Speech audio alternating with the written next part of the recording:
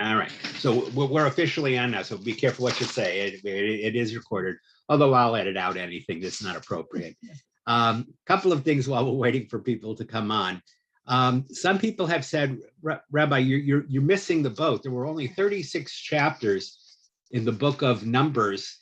And by the time we finished the second semester, we'd only covered about 12 of them. And they were worried. They said, you only got 1/3 the way through in 2/3 the time that you gave for the course. You're missing it. And I explained, well, no, you need a lot of time for the first part of the book of Numbers of preparations, because we went very quickly over these last couple of sessions before we went on the break. And we studied about the revolt in the desert, the report of the spies and the people's reaction to the negative report.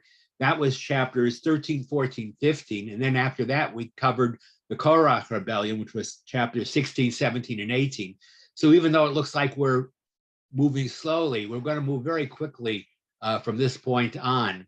And today we're going to cover about chapters 19, 20, 21, 22, and next week 23. So we're going to move very quickly. We will get to the end of the book of Numbers by the last week in May. So don't worry, we will get there. I trust that everybody is having the opportunity to read the material in both the Chumash and in Sacks. Tonight, we are going to try and talk about a very interesting episode concerning a king by the name of Balak and a prophet by the name of Bilam. But before we do that, I'm going to take us through a little, I'm going to go through a little review. And I think I can review it by showing you a map. So let me pull up a map here. And share screen. And there's a map. And I'll hit share. Okay. And I'm going to give you a minute till you can see it. Okay. Can everybody see that nice map called the Wilderness Journey? All right. Well, believe it or not, that in picture form is kind of a simplified picture of the 40 years of wandering in the wilderness. Okay. So the Jewish people spent 40 years there, but in a way they keep moving around and around. It doesn't take 40 years to get from Goshen, which is right over here in Egypt. I'll move the marker here on the left side. To get to Goshen, to the land of Israel, you could do it in a couple of months. So if you're wondering what took the Jewish people so long, God never intended to move them there quickly. God understood that people don't change overnight, that in order to be ready for freedom, people need not only lessons, but they also need time. They need time to mature, time to develop the self-confidence that they need in order to be able to assume the responsibility of going in and taking a new land. So if you look at the map here, and I'm just going to show you the first part of it, the first part of the journey was very quick. You see, I'm moving my cursor here. A pen? No, can I do it like this? Yeah, go. Oh, okay. Randy's getting me a pen so I can do this with a pen. Okay. Okay, okay, give me a pen. All right. So we're making a little circle here around the land of Goshen. Goshen, you'll remember, is where the Jewish people started from. They were slaves in the north of Egypt, near the Mediterranean and the Nile Delta, and they began their journey in Goshen. And then if you follow the red line, you see it says Goshen, and it says Sukkot and a bit of lakes, and then it goes south. See where it says Mount Sinai in the peninsula? That trip took them 50 days. So as you might imagine, this isn't a big trip. 50 days to get from Goshen to Mount Sinai, and that's not particularly good time. That's moving with flocks and herds and women and children and supplies and whatnot. So even at a very casual pace, it only took them 50 days to get to Mount Sinai. Now, just to remind you of where we go from Sinai, once they get to Mount Sinai and they receive the 10 Commandments, they build a tabernacle, they remain in Mount Sinai for 1 year. And then the year following the Exodus, they leave Mount Sinai and they go up to a place called Kadesh. Brandon, if you give me Kadesh, see where Kadesh is? Yeah, just circle that if you would. Kadesh. That was where the spies were sent out to spy out the land of Israel. So they got to Kadesh about a year and a half after they left Egypt. Not far at all. You would think they would get into Israel very quickly. But of course, a lot of disasters have taken place. They send the spies in, the spies come back, they say, we'll never be able to do it, we can't conquer the land. And as a result, the people revolt, they decide they want to go back to the land of Egypt. And so God punishes them. He says to Moses, none of the men who were 20 years of age and older when they left Egypt, none of them will go back. They'll all die out here in the wilderness, and I'll take their children and bring them into the land. Last week, we skipped over a period of about 38 years. Last week, when we talked about the Para Aduma, the red heifer, 38 years had passed. Now you're going to say, where did the 38 years go? Why didn't the Torah record anything about the 38 years the people wandered? And the answer is simple, because it really wasn't important to the story. All that happened during those 38 years was the people wandered around and around and around Mount Sinai. They fed their cattle, they provisioned themselves. Slowly over time, people began to die off. And 38 years later, when they come back to Kadesh again, it's now the end of the story. Now we've come to the end of the story. So even though we haven't covered all the chapters we want to, we're actually almost at the end of the story. Now, last time, for those of you who were with me last time or had a chance to review the video or look at the notes, last time I told you that the experience the people had last time began with the story of the red heifer. Did all of you have a chance to review the red heifer? The red heifer is an interesting episode. I'm not going to go through it, but it's a very strange ritual. It was a ritual for purification.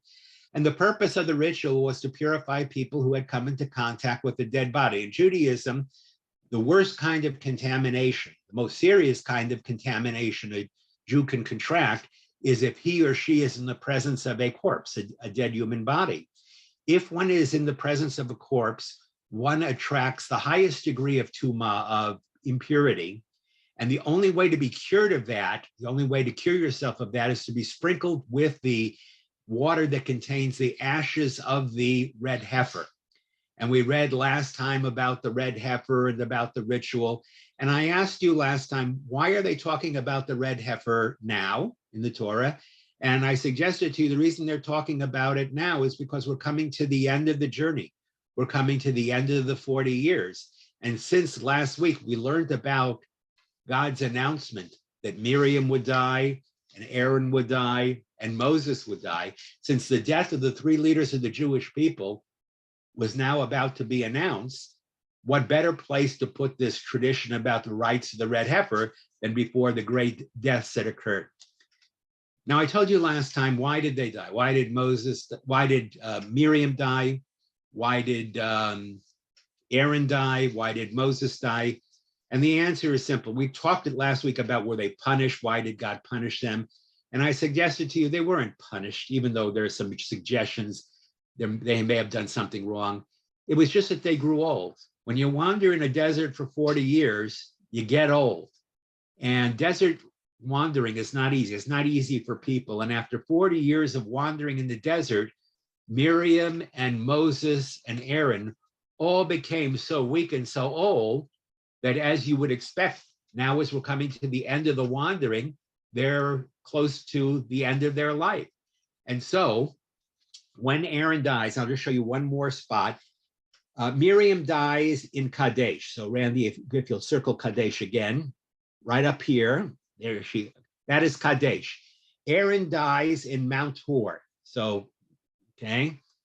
So after Miriam dies, within a very short period of time, Aaron dies, and Moses will live a little while longer. Moses won't die until they get to Mount Nebo. Randy, if you'll circle Mount Nebo, that's where Moses dies. So Miriam dies in Kadesh, Aaron dies at Mount Hor, and Moses, at the end of the Torah, will die at Mount Nebo.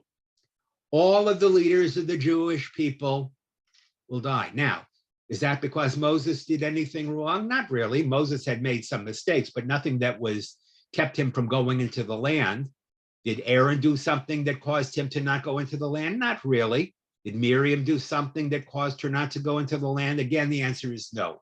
The fact is that after 40 years in the wilderness, Aaron was old, Miriam was old, and Moses was old.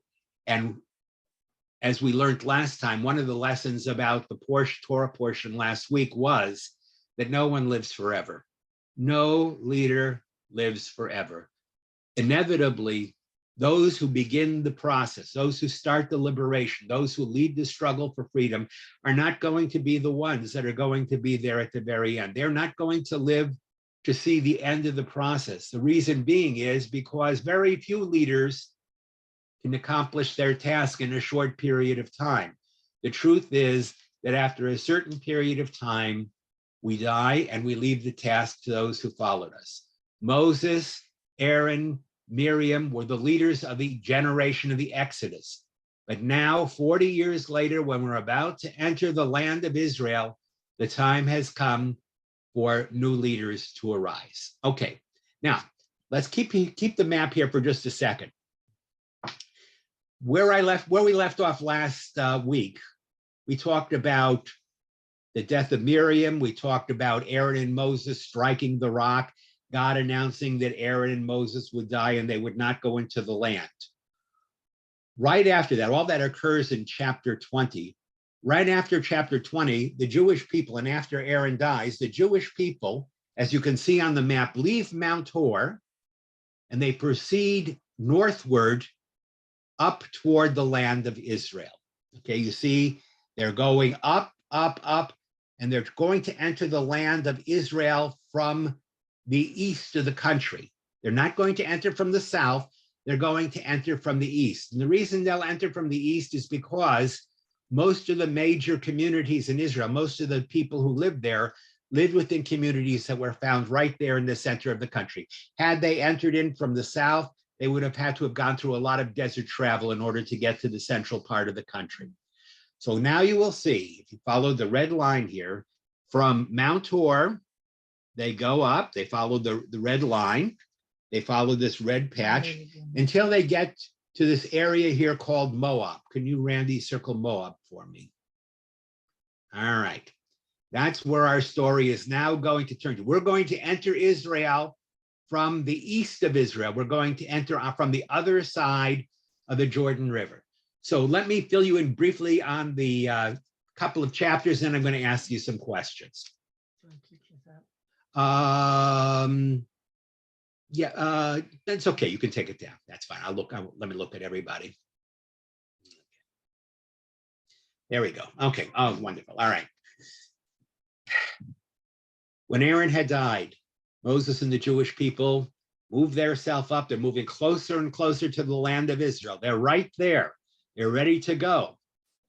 And now there's a problem. The problem is that they want to enter the land of Israel, but unfortunately, they've got to go through some other kingdoms in order to get to the land of Israel, or they have to find a way to get to Israel, because Israel is surrounded on all of its sides with other countries, with Edomites, with Amorites, with Moabites. There are all kinds of people that are living on the outskirts of Israel, all of the ites, all right? And therefore, Israel has a problem. In order to get to their land, in order to be able to make it into the territory of the land that they are supposed to conquer, they have to pass through some other people first. Now, how do you do that? Remember, Israel had not been promised conquest of everything. Israel had only been promised by God that they would take possession of the 7 nations in the land of Canaan, the land of Israel. So all the territories that were around Israel, Israel didn't have the right to go in and conquer them. Israel had to negotiate with them. So they first come to the Edomites, which was a related tribe. And Moses, who is leading the people at that point, says to the Edomites, listen, we just got recently, well, not recently, we left 40 years ago from Egypt. We came out of Egypt. We've been wandering for 40 years, and now God is bringing us back to our land. But in order to get to our land, we have to pass through your land. Would you mind, he asks the king of the Edomites, he says to the king of Edom, would you mind if we pass through your land on our way to Israel? And of course, any sane person is going to say, absolutely not. Because when an army is coming into your land, and they asked for permission to pass through. And Moses said, we'll pay for any water we drink. We'll pay for any food that we eat. We won't molest you at all. We just have to pass you by in order to get to the land of Israel. The king of Edom says, what am I, an idiot? I'm going to let you pass through my land. No sooner are you going to get in my land than you're going to want it, and we're going to have problems. So the king of the Edomites says to Moses, under no circumstances are you to pass through my land. So Moses can't go through Edom, and God will not let him conquer Edom.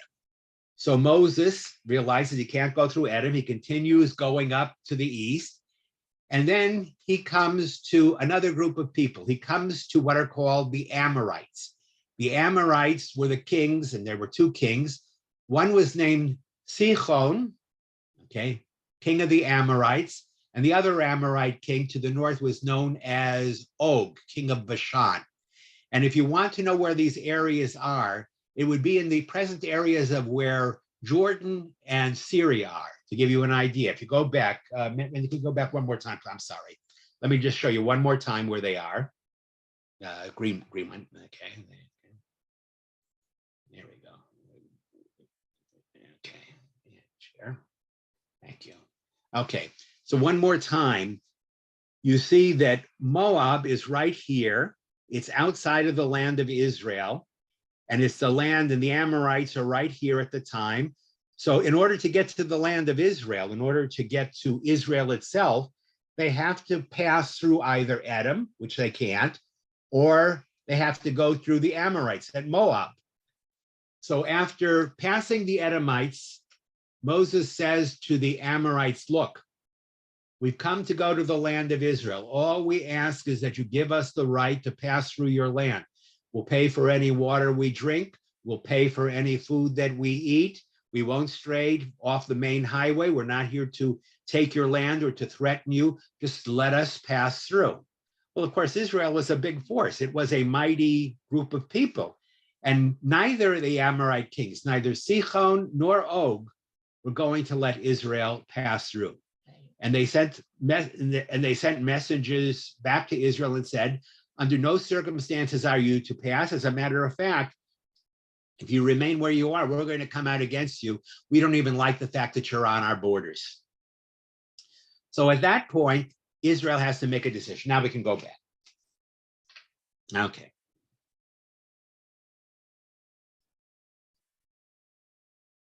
All right. So Israel says, they come to the land, they arrive at the land, and they ask the Amorite kings, can we pass through? And Sichon says, no, you cannot pass through. And then after that, Sichon brings a large army. He gathers his army together, and they attack the Israelites in a large battle, which you can read all about in chapters 20 and 21. And the battle, God gives Israel victory. Israel destroys, wipes out all of the forces under the control of the Moabite king Sichon. His forces are completely defeated. Israel goes in and inherits the land. Then the other Amorite king to the north, a man by the name of Og, after he sees what's happened to Sichon, says, I better stop them. He thought the other king was stop. I better stop them. So he takes his forces and brings them down to stop Israel. He brings them down from the north, and Israel meets Og, and he destroys all of his army. So by the time chapter 22 comes, Israel has already defeated all of the land east of the Jordan River, all right? Nothing is stopping them. Now Israel is ready to go right into the land of Israel. It is ready to pass right through to where they have to go. There's only one problem. There are a group of people who live on the east of Israel. They're called the Moabites, and they have a king, a man by the name of Balak. And Balak is watching all this happening. He's watching that Israel defeated first the Amorite king Sichon. Then they defeated the Amorite king Og. Now there's no territory. Israel has right up against the borders of Moab. And the king of Moab, Balak, says, what's going to happen to me? If I don't do something, they're going to defeat me. And furthermore, he knows that this is the same Israel that 40 years earlier had freed themselves from Egypt. And this was the same Israel that had just defeated two mighty kings, the king Sichon and the king of Og. So the king Balak is very afraid. He is very afraid. He realizes that there's nothing that's going to be able to stop the Israelites. They just keep moving. And apparently from what he sees, God is with them. God is on their side. There is nothing he can do to stop them militarily, because other nations have tried and other nations have failed and have been conquered by Israel. So Balak decides that if he's going to have a choice, he's got to weaken the Jewish people. And he says to himself the following: the Jewish people obviously have a talisman. They have someone fighting on their side. Who's fighting on the side of Israel? And they say, obviously, it's their God. This God who brought them out of Egypt 40 years ago is still with them, and he's still defeating nations that are trying to stop the Israelites.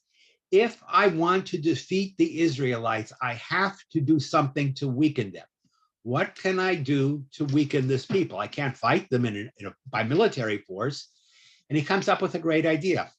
I'm going to get the most important prophet I know in the world outside of Israel to curse him. And if I can get the most important prophet I know, a man by the name of Balaam, if I can find someone who can curse Israel and invoke God's anger at Israel, then I'll be able to defeat them. In other words, I can't defeat them myself. I can't stop them. I don't have the military force to do it. But maybe this famous prophet named Balaam can tell me the trick, the secret, what Israel's vulnerability is.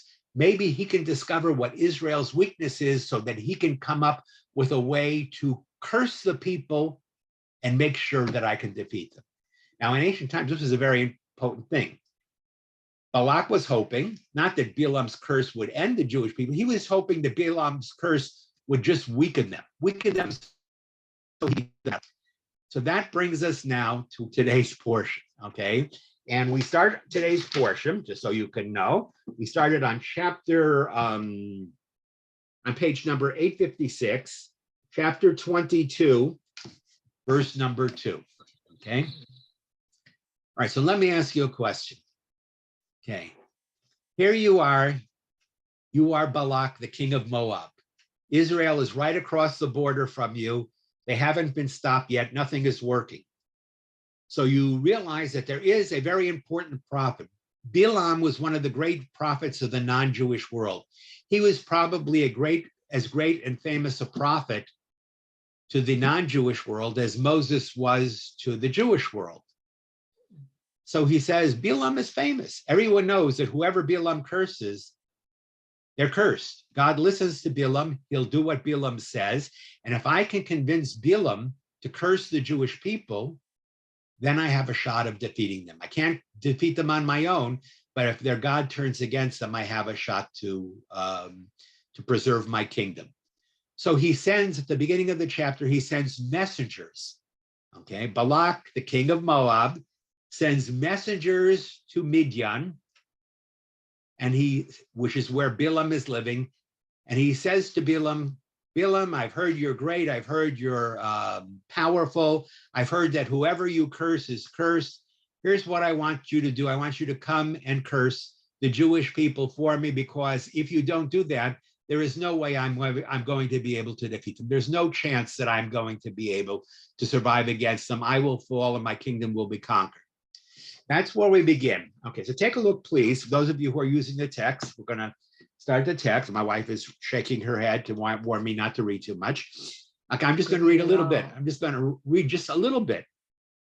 Balak, the son of Zippor, that was the king. King's name was Balak. Balak had seen everything that Israel had done. He saw everything that Israel had done to the great Amorite kingdoms. And his kingdom became very afraid of the Jewish people. And he decided that he would curse the people. He would pay Balaam to come and curse the people so he could defeat them. So verse number 5, Balak sent messengers to Balaam, the son of Beor, okay? He sent messengers to him to summon him, and he said, behold, a people has come out of Egypt. Behold, it has covered the surface of the earth, and it sits opposite me. So Balak says, I got a problem. opposite me, outside my kingdom, outside my borders, there is this gigantic force, this gigantic nation, Israel, and they are encamped right out against me, and they're covering the entire land. And they've already defeated many, many forces. There's no chance that I can defeat them. So Balak says, so now please come and curse this people for me. He proposes to hire Bilam. He says, do me a favor, I'll pay you really nicely. Come and curse this people for me, for it is too powerful for me. I cannot defeat it on my own.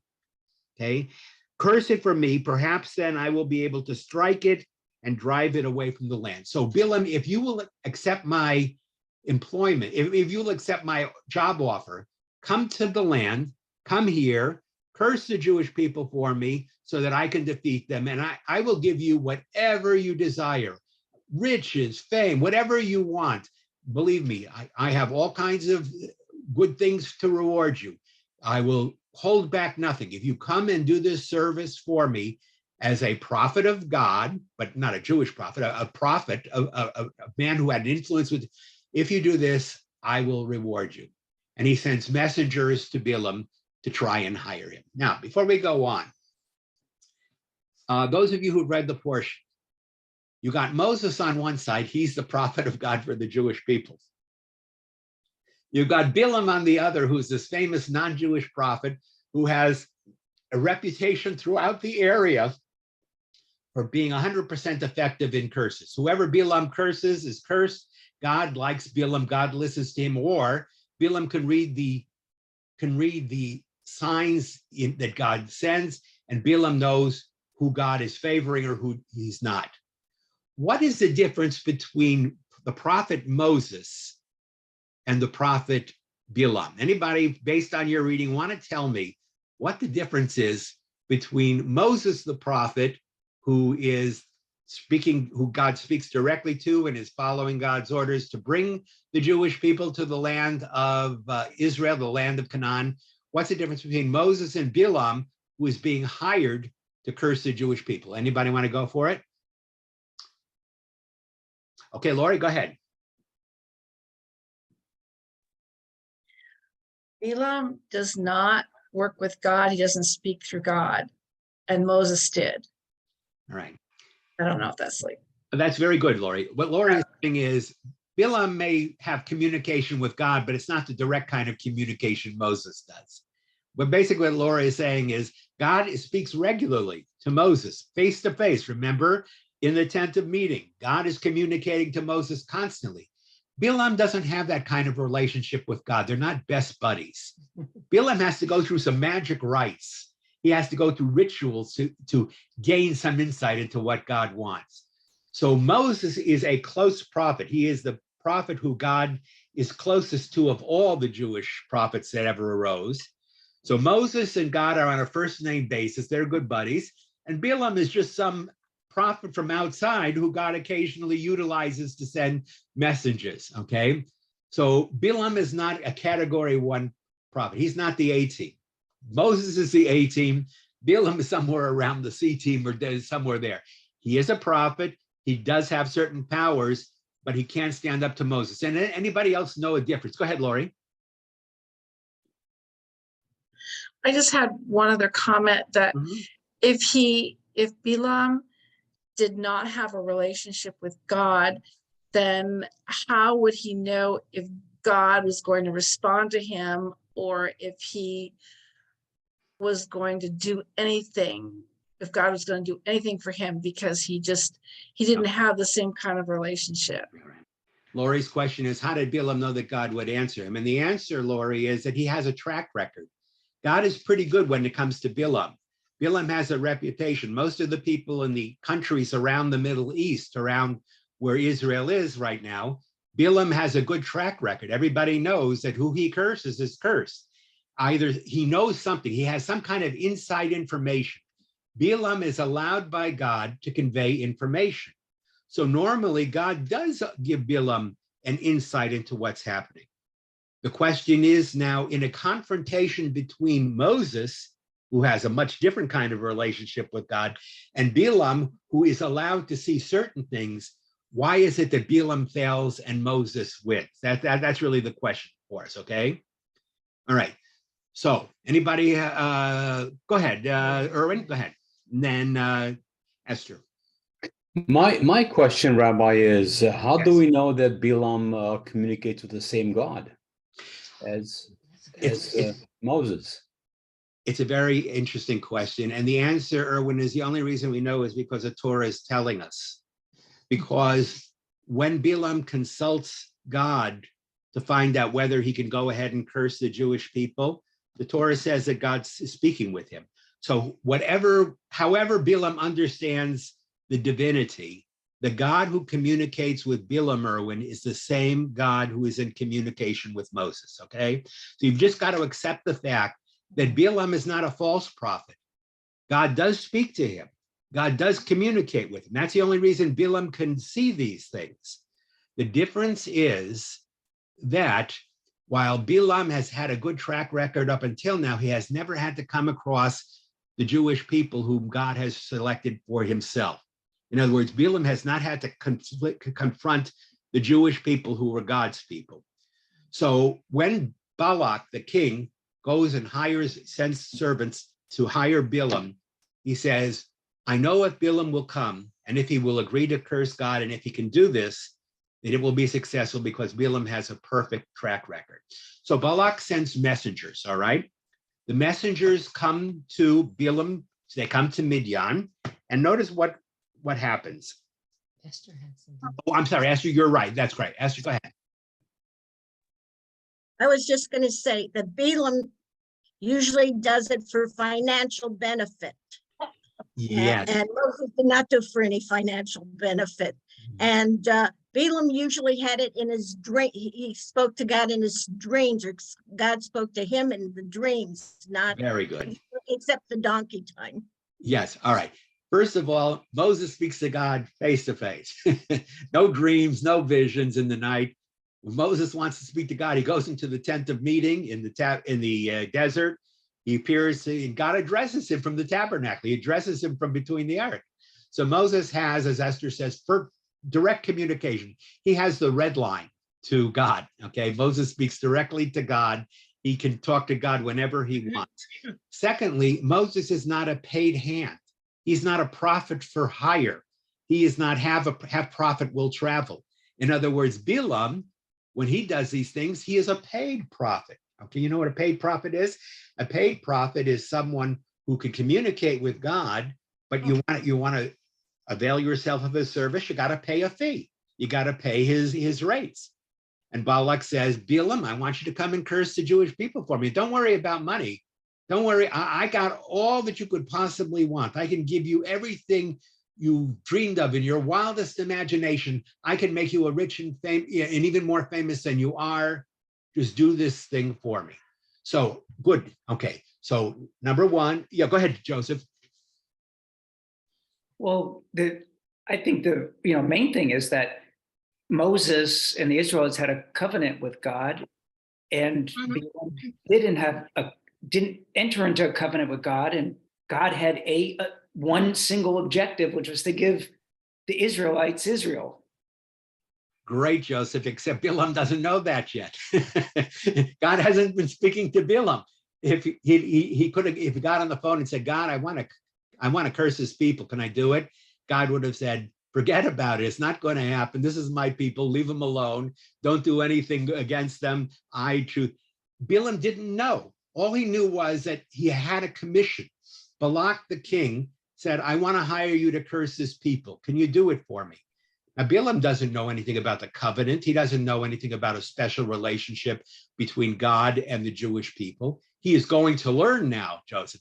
He's going to learn about all of this. When Balak first sends the messengers to him, he doesn't know Israel from any. All he knows is it's a very powerful nation, a mighty people, a lot of people, and they've been wandering through the Middle East, and now they're coming to the land of Israel, and they seem to be a formidable force. Okay, so we are told Balak sends a message. Here's Balak's message to Balaam. He says, behold, the people has come out of Egypt. It has covered the face of the earth, the surface of the earth, please come and curse this people for me, for it is too powerful. I cannot deal with them. Then perhaps I will be able to strike it and drive it away from my land, for I know that whomsoever you curse is cursed. So he says, do me this favor, please do this. The messengers come, they come to the home, the abode of Balaam, and they deliver this message. Balak, the king of Moab, has caused us to come to you. He wants to hire you, and he's prepared to give you whatever you want if you will come. Verse 7, the elders of Moab and the elders of Midian went, okay, and they spoke to Balaam. And what did Balaam say to them? He said, spend the night here, and I shall give you a response as the Lord shall speak to me.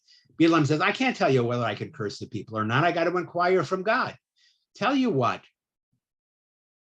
your messengers, you came from a far place, stay the night, let me consult with God in my usual ritual fashion, and then God will tell me whether or not I can fulfill your demand. By the way, Balaam is not a prophet. Balaam is really, he is a prophet, but he's really more of a, what we call a seer, S-E-E-R, a seer, okay? He employs devices and rituals and techniques. He doesn't do God's will. He tries to convince God to do what he wants God to do. So the messengers of Balak, yes, go ahead, Joseph. But I want to clarify, and this is a good point to do it. It seems Balaam is a believer in the God of Abraham and worships the God of Abraham. So even though he's not an Israelite, he is a disciple of God, or? Yes, there were people in the ancient world who knew the true God. Remember Yitro, Moses' father-in-law, knows the true God. Melchizedek, in the time of, there were people who had communication with this same God. They didn't know him as the God of Abraham, Isaac, and Jacob. He wasn't a family God or a tribal God. But yes, God that Balaam spoke with, the spirit that he consulted, that gave him the ability to know these things, was God. So Joseph, we're not talking about, he's not turning to anybody else. He's turning to God. And he says to the servants of Balak, stay here tonight, let me talk with God, and God will tell me what I'm supposed to do. So here's the next part, okay? So the officers of Moab stayed that night with Balaam. God came to Balaam in the night, okay, so they're there, they're asleep. God came to Balaam and he said to Balaam, who are these men with you? You know, Balaam has a vision. And in the vision, God says, Balaam, who are these men who are at your house?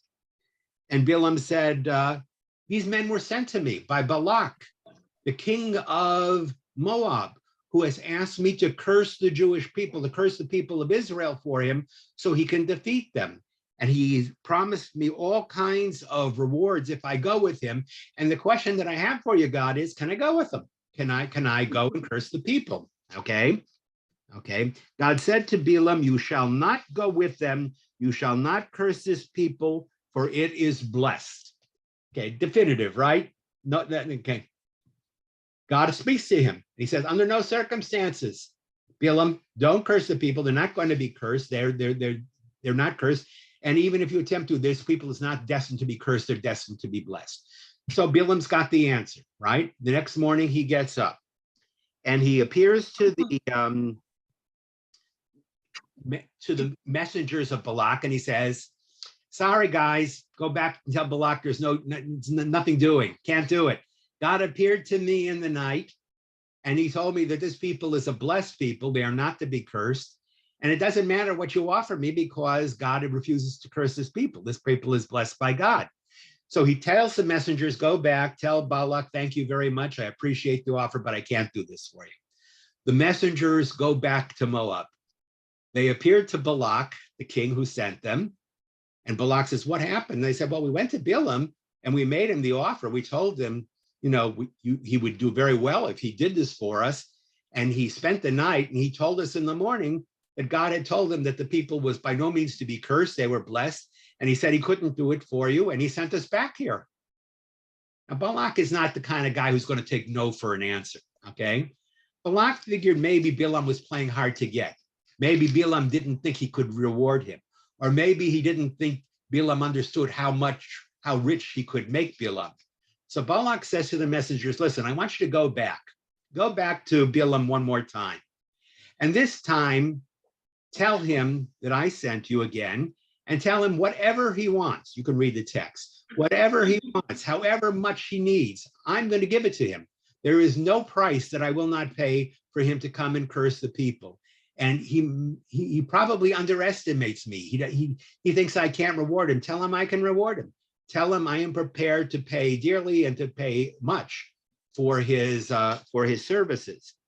So the officers of Balak go back to Balaam a second time. All right, so they come back. All this is taking place over time. They again appear in the house of Balaam. And the messenger of Balaam's household comes to Balaam and says, the guys are back from Balak. They have a second request. And the messengers appear to them again and say to him, listen, you probably didn't believe us, but Balak is very serious. He wants you to come and curse the people. Will you now come and do this? And Balaam initially says no.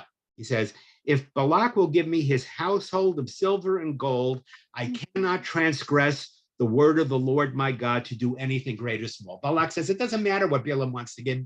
Balaam says, it doesn't matter what Balak wants to give me. He can give me silver, gold, I can't go against God. If God doesn't permit me to curse him, I can't curse him. Okay. However, Balak says, let me ask God another time. Let me see if he will let me go this time. See, Balak wants to go. Balaam wants to go. He wants to curse the people. He wants to make the money. He wants to have the fame. He really wants to curse the people. He has been told by God in that first dream, that first night, you're not going to do it. You cannot go with them, tell them to go back home. The people is blessed, not cursed. But when Balak sends the messengers back a second time, and they say to Balaam, Balak is really serious. He'll give you whatever you want. He can really make you very wealthy. Balaam says, it doesn't matter what he offers me. If God won't let me do it, I can't do it. But I'll tell you what, let me talk to God again. Stay here for the night. I'll talk to God again. In other words, Balaam says, maybe God changed his mind. Maybe when I talk to him again, he'll give me a different answer. The first time I can't do it, but maybe this time he'll change his mind and I'll have a chance to go. And wouldn't that be great? Because then I can make a lot of money and I can do this service. All right. So God appears to Balaam again that next night. That was the night of the next group of messengers. The God came to Balaam at night and said to him, if these men have come to summon you, arise and go with them. But only the thing that I shall speak to you, that shall you say. In other words, if you're determined to go with these men, go ahead. I'll let you go with them. But I'm telling you beforehand, you cannot do anything other than what I tell you. If you go with them, you go with the understanding that what I said the first time holds, that I'm not going to let this people be cursed. Balaam takes their word and figures he can convince God. He says to the messengers the next morning, I'll go with you. I'll go with you. He probably thinks that somehow between that second communication with God and coming, that he'll convince God to let him curse the people. So Balaam journeys with the messengers of Balak. They all head back to Moab. They all are traveling together. Okay. Balaam arose in the morning. He saddled his she-donkey.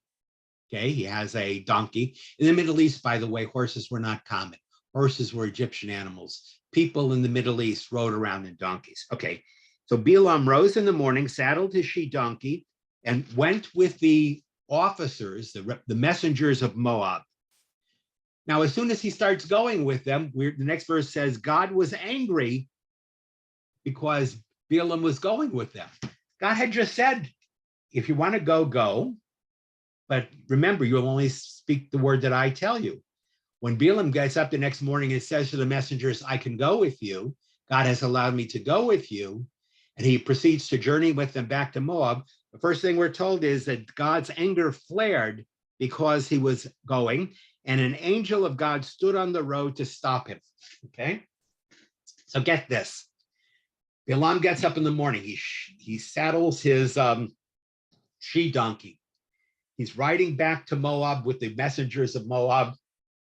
And as far as they're concerned, he's agreed to curse the Jewish people.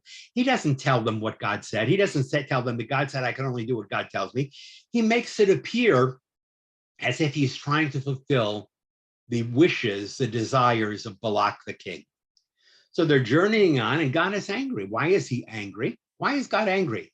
Balaam is going with the people. But why is God angry with him? What has Balaam done to go ahead, Craig?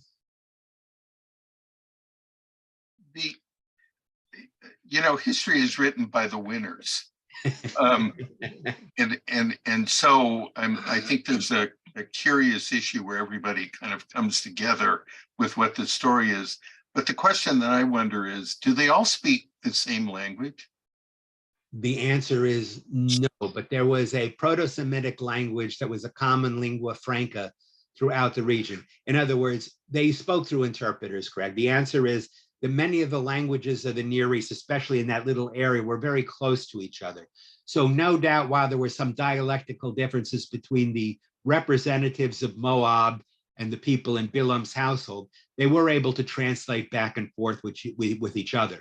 For example, Craig, to answer your question, we know that in ancient times, at the time of the Exodus, that Egypt, which spoke Egyptian, was in communication with many of these Middle Eastern kingdoms. So there was an ability to speak across national boundaries. There was kind of a way of speaking for different people. And here's the problem. God has told Balaam, if the people have come back and they've asked you to come again and they asked you to curse them, I'll let you go with them, but you can only speak what I tell you. Now Balaam goes with the people and God is angry. Why should God be angry? Go ahead, Michael. Well, because Balaam's going under the pretense that he's going to go ahead and do the cursing, whereas he doesn't have that permission. Right. Balaam is saying, I'll go with him and I'll God and I are on good terms. By the time I get there and the time I have a chance to consult with God a couple more times, maybe God will change his mind and he'll let me curse him. So Balaam takes the pretext that he's allowed to go with the messengers of Moab, even though God has said you can only speak what I tell you to speak, meaning you can't curse if I tell you to bless. Balaam doesn't tell that to the messengers from Moab. Balaam never says to the Moabite messengers, God says I can go with you, but he says I can only do what he tells me to do. I cannot promise you that I will curse the people. So he leaves the messengers thinking that he's agreeing to do it, right? And secretly in his heart, Michael is right. He is hoping that he can convince God to curse, that God will allow him to curse the people. So that's Balaam's plan. And why is God angry? Because Balaam is not being completely honest with the messengers of Moab. And Balaam, in his heart of hearts, thinks he's going to convince God to curse the Jewish people. And God is probably saying to him, so Balaam doesn't understand. It should have been enough the first time I told him, don't go with them. This people is blessed. The fact that he keeps asking me means he wants to curse them. So I told him, if you want to go with them, but you can only speak what I tell you. In other words, he gives Balaam enough rope to hang himself, okay? He allows Balaam the freedom to think he's going to get away with it. Now, go ahead, Lori. It's hard to believe that Balaam is so greedy and selfish and spineless that he would think God would change his mind. Like, who would, like, as a prophet, knowing that he has the privilege of communicating with God, like, why would he think that he could change God's mind when God already told him no? Okay. But, Let me ask you a but it question. sounds like he was driven by greed and felt like he was above it all, that he could actually pull that off. Okay, let me ask you a question, Lord. Let's say you're a prophet, and let's say you speak with God, and in the past, God has given you good messages. He's enabled you to succeed. After a while, you get a little bit of self-pride, a hubris. God likes me. God speaks with me, all right? God does whatever I prophesize, God fulfills it. Balaam probably is so full of himself and has been so successful at being able to be a mouthpiece for God that he figures that even though he's really defying what God has said, that somehow or other he's going to be able to turn it around and be successful. So he's getting a little cocky. He's getting a little cocky. He's getting very cocky. Yeah. Got it. He's Got it. very Okay. full of himself. He buys his own reputation. He thinks that he can do this, and he is convinced that if it's not God's will, that through some kind of magic ritual, Lori, that he will convince God to do it. In other words, Got God it. does not want him to, but there's got to be a way around it. There's got to be an incantation, a formula, a system. There's got to be some weak spot. He's got to be able to find the weak spot to convince God to curse the people. So it's a great question. Why does Balaam think he can get away with it? Because he's been successful all the way up until now. And he really wants to do it. He really likes being famous. He really wants to do this service for Balak. He really wants to enjoy the rewards he's going to get from it. So he figures, all right, I'm bending the truth. I'm not telling the truth, but God likes me. I'm God's favorite. He's going to let me get away with it. Balaam still doesn't understand the nature of God and the Jewish people. He still doesn't completely get what's happening. So Balaam goes off on the road, and they're going down the road, and listen to what happens. It says that as he was on the way, God, or an angel of God, stood in the middle of the road to stop him. Now, I've never seen an angel of God, okay? And apparently most other people haven't either. But this angel of God apparently appears, and no one can see him except the donkey. This is the funny part. The only thing that can see this angel is Balaam's donkey, the ass he's riding, okay? It says here that an angel stood on the road to impede Balaam, to stop him from going any further. He was riding on his she-donkey, and two men were with him. So Balaam is there, the messengers are there, he's got two assistants there. They're all riding back on the road to Moab, and suddenly this donkey sees in the road, not just an angel, but an angel with a sword drawn.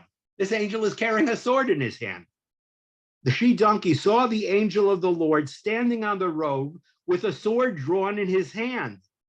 So the she-donkey turns away. You know, this is not a stupid animal. Well, it's an animal, but you see an angel, a sword of God. She sees it, she comes to it, she turns aside. And Balaam can't understand. He doesn't see anything. Why she's turning off to the side of the road. He starts to hit her and kick her and beat her. Get back on the road. What are you doing? Why are you turning aside? Okay. In other words, he cannot, the prophet of God, this is the irony. The supposed prophet of God can't see what his donkey, his ass sees, okay? His ass sees it, and Balaam, the great prophet, doesn't see anything. All right. The she-donkey saw the angel of the Lord standing in the road with his sword drawn in his hand, and the she-donkey turned away from the road and went into the field. She turns off the road and she goes into the field, away from the angel. Then Balaam struck the she-donkey to turn it back on the road. He begins hitting it. What are you doing, you dumb animal? Get back on the road. So he finally manages to steer her back onto the road again, all right? She's finally back on the road. And what happens? It says, the angel of the Lord stood in the path of the vineyards, a fence on this side and a fence on the other side. The she-donkey saw the angel of the Lord and pressed against the wall, and she pressed Balaam's leg against the wall. So the angel appears again, this time in a very narrow place. The donkey, to avoid coming to meet this angel with a sword, presses over to the side, and he catches Balaam's leg between the side obstructions, and Balaam's leg is caught. Now Balaam is really angry. It's turned aside, and what's more, he's been injured because the donkey has turned away. Okay, let me see the last part. Okay, the angel of the Lord went further. It stood in a narrow place where there was no room to turn right or left. The angel finally stops in a part of the road where the donkey can't turn any side. The she-donkey saw the angel, and she crouched beneath Balaam. The donkey just sits down. That's it. I'm not going anywhere. You know, when a donkey decides to sit down, an ass says it's hard to go anywhere. Well, the donkey, in response to seeing this angel who Balaam cannot see, no one else can see, at this point, the donkey says, I'm not going. And he just lays down on the road. Okay. And then it says, Balaam's anger flared, and he struck the donkey with his staff. And then as he's beating this poor animal, God opens the donkey's mouth. Now, only talking, I don't normally talk to you about talking animals, but here's what it says. The Lord opened the mouth of the she-donkey, and it said to Balaam, she speaks to her master. She says, what have I done that you've struck me these 3 times? Suddenly Balaam, his donkey is talking to him. What have I done to you that you're beating me 3 times already? Now Balaam is astounded, right? Balaam said to the she donkey, because you're mocking me. If only I had a sword in my hand, I would have taken it and killed you. Beat you? If I had a sword for what you're putting me through, I would have killed you. Okay. And then suddenly it says, the she donkey said to Balaam, am I not your own donkey that you have ridden all of your life until this day? Have I ever been accustomed to do such a thing before? You know me a long time. I've been your donkey a long time. Have I ever pulled this kind of stuff on you before? Have I ever resisted you? Have I ever stood in your way? Why are you beating me? And then suddenly we're told, then suddenly the Lord uncovered Balaam's eyes, and he saw the angel of the Lord standing on the road with his sword drawn in his hand. Balaam bowed his eyes, prostrated himself, and fell upon his face. Now suddenly Balaam sees, okay? Now the donkey says, why are you beating me? I had good reason to turn aside. And finally, Balaam's eyes are cleared, and he can see what the donkey has seen from the very beginning, that an angel of God is standing there to oppose him. And suddenly Balaam realizes that God really didn't want him to go on, that he allowed Balaam to go. But Balaam realizes that because he wants to go with the thought of cursing, God is letting him know he can't do it. God is telling him, don't do it. Now, at that point, Balaam has a problem. It's clear that God is not happy with what he is going to do. And Balaam says to God, I'm sorry, I'm sorry, I had this idea. What do you want me to do now? You want me to turn around and go back home, or should I continue with the messengers? Listen to what it says. Okay. Balaam said to the angel of the Lord, I have sinned, for I did not know that you were standing opposite me in the road. And now, if it is evil in your sight, I shall return to my home. In other words, I didn't realize you were opposing me. I didn't realize that was why my ass kept turning around. I didn't know that you were against this whole trip. And if it's your will for me to turn around, right now, I'll turn around and I'll go back. Right now, Balaam is the only one besides the donkey who knows the angel is there, okay? The angel of the Lord said,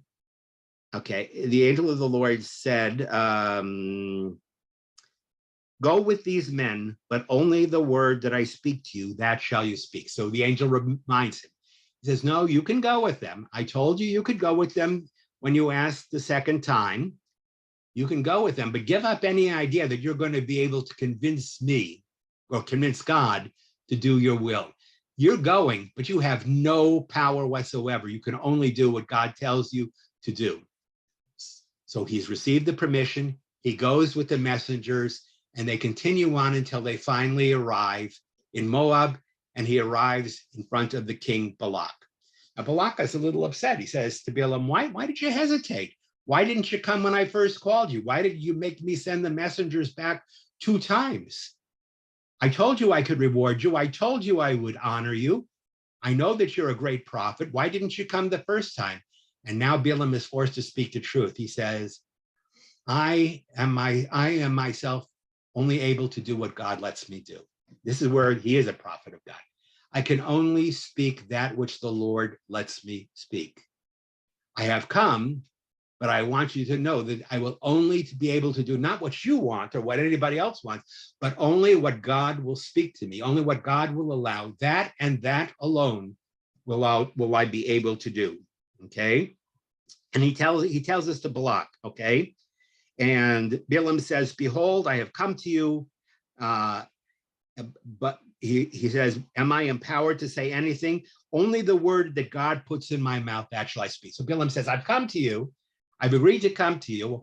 I've granted your request to come, but I'm telling you right now, the only thing I'm going to be able to do for you is what God allows me to do. And that's where we're going to end it right now. Okay. So now Balak still thinks he's going to convince Balaam to do it for him. But Balak doesn't know what Balaam now knows. Balak can give Balaam anything he wants, any treasure he wants, any reward he wants. Balaam is powerless to do anything other than what God allows him to do. Balak figures if he does certain rituals and offers sacrifices, then maybe God will allow Balaam to provide a curse. Balaam already knows that that's not going to happen. He'll let Balak try, but the truth is that Balaam knows that only what God permits him to say, he will say. So what we're going to see next week is, on 4 separate occasions, Balak builds altars and puts up offerings and convinces Balaam. He says, try that, try to curse from here. He takes him to different parts of the mountain to see different parts of the Israelite camp. And Balak says, try to curse him from here, try to curse him from there. And every time Balaam gets up to utter a curse, what happens? Out of his mouth comes blessing, okay? And we'll see the blessings next time. Balaam is unable to do anything other than speak the words that God puts in his mouth. And there's some beautiful words. There's some beautiful words. Part of them make it into our service. How goodly are your tents, O Jacob, your dwelling places, O Israel. Who is like the people Israel, a people unique and honored in the world? Balak hears what Balaam's saying, and he said, what are you doing? I brought you to curse the people. I didn't bring you here to bless them. I brought you here to curse them. And Balaam says, I'm telling you, when I left, I only can speak what God lets me speak. As much as I might want to do what you say, Balak, I can only speak the words of God. So now we're going to see next week how the curses that Balaam has been asked to deliver upon Israel are all going to be changed into blessings, some of the most beautiful blessings you will ever hear. And it's to the point where finally, and the 4th time, Balak says, get the heck out of here. I don't want to talk to you anymore. You only made things worse. I asked you to come out to curse, and all you've succeeded in doing is making Israel even stronger. And then Balaam will have one more message for Balak, and then he will leave. All right, so you see what's happening here. And with that, we'll conclude. You see what's happening here. Why is the story of Balaam here? To show you that even a non-Jewish prophet, that anybody who attempts to speak in the name of the true God of the world will only be able to speak what the true God wants him to say. Balaam will not be able to curse Israel because God, who has blessed them, has said, you will not curse them, as you'll see later, that they are blessed. Nothing you say to them will affect them. Nothing you can do will hurt them, because this is a people who dwells alone, who has a special destiny, and they will never be hurt by their outside enemies. So what better tribute to the power of the God of Israel? Think about this. We got Moses and the Jewish people on one hand who are there. A powerful non-Jewish kingdom hires the most powerful and famous prophet of the time, offers to buy his services, and the prophet comes and can only utter blessings upon Israel. It is a showdown in which Balaam is forced to bless the Jewish people. You will see, however, at the end of the blessing that Balaam realizes, he says to Balak, I can't curse them for you, but I know something about this people. I can't curse them. God is blessing them, therefore I cannot curse them. But I know why God is blessing them. And if you cause them to do something which will cause God to be angry at them, God's protection will not be over them. What is it? Balaam is going to suggest to Balak, he says, I can't curse them for you. But if you want to see that God turns away from them, I will tell you what you have to do in order for God to turn away from them. Okay, that's coming up in another 2 weeks, all right? So you see what we have here is a beautiful story. We're utilizing this very powerful, famous prophet Balaam to show that there were other people in the world. God didn't only speak to Israel, God did speak to others, but when God speaks to individuals, his message is consistent. He doesn't tell Israel, I bless you, and then turn around and double cross Israel. When Balaam wanted to curse Israel, God said, nothing doing. This people is my people. They're not going to be cursed. If you want to go, go, but you're only going to be able to speak the words that I tell you. And every time Balaam opens his mouth to curse, you will see how the curse becomes a blessing. All right, questions? Anybody have questions? Okay, go ahead, Mark. And then Ray. Mark, you're there. So I kind of read ahead a little bit Yes. and this, and I noticed that Jacob is mentioned a lot, like people of Jacob. Why is that? Where I haven't really seen that elsewhere. What, and your question mark is what exactly? Let me make sure I understand your question. Is why is Jacob mentioned so prominently in Oh. the next? Jacob is just another name for Israel. Remember, Jacob is Israel, Mark. So now Yeah. the text is going to interchangeably use the two terms. It will refer to the house of Jacob and the people of Israel. But Israel is both of them, Mark. What God is telling Balaam is, I have blessed their ancestors. I bless the ancestors of this people. I bless Jacob. And I promised Jacob that his 12 children, his descendants would come in and inherit in the land. There is nothing that you're going to be able to say to me to convince me not to fulfill the promise I made to Jacob. So Jacob is just another name for Israel. God is saying, as much as you want me to curse them, going all the way back to their grandfather Jacob, I have made this promise, and I, God, do not break promises. I will never change. I will fulfill the promise that I made to Abraham, Isaac, and Jacob. Ray, Cantor? So would the story be different if Balak had asked Balaam to bless his own people rather than curse the Jewish people? Very interesting question. Cantor says, what if Balak hadn't asked Balaam to curse the Jewish people? It was clear God wasn't going to go along with that. So, but Balak could have said something else. Balak could have said, look, can you come and can you give a blessing to my people so we can face off and maybe have a chance against the Israelites? The answer, and it's dealt with in the text, Cantor, so you could see it in both the text and in Sachs. Balak didn't feel that he was going to be successful. He felt that even if Balaam had blessed the Moabites, that they were not going to be able to defeat Israel. He realized that the only chance they had was not to get a blessing for themselves. They had to curse Israel. In other words, Israel was going through and was destroying everything in their midst. They destroyed Pharaoh. They destroyed the Amalekites. They beat Sihon, the king of the Amorites, and Og, king of Bashan. No one was standing in front of them. Balak probably felt, I'm going to waste my time if I hire Balaam to come and bless us, because nobody has stood against the people. If I ask him to bless me, it's not going to do me any good because nobody stands against Israel. And that's why Balak's specific project to Balaam was not to come and bless Moab, but to curse Israel. Now, is it possible that if he had asked for a blessing instead, that maybe Balaam would have been able to do something? Possibly. There's an interesting theory that maybe God, if he didn't curse Israel, would have somehow allowed some remnant to remain of Moab.